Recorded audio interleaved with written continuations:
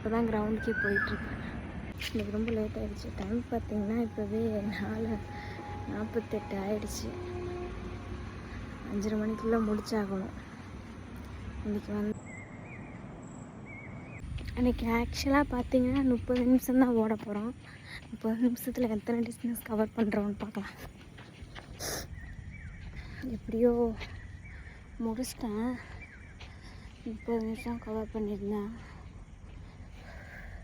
முடிச்சாச்சு. Morning run கொஞ்சம் கொஞ்சமாக இம்ப்ரூவ் பண்ணணும். இன்னும் என்னோட சேர்க்காம 5 நாள் தான் இருக்குது.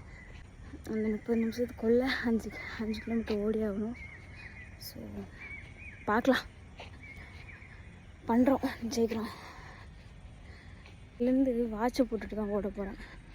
ஏன்னா ஃபோனை கொண்டு ஓட்டுறப்ப இந்த சைடு ஃபுல்லாக ஷோல்டர் பெயினாக இருக்கும்.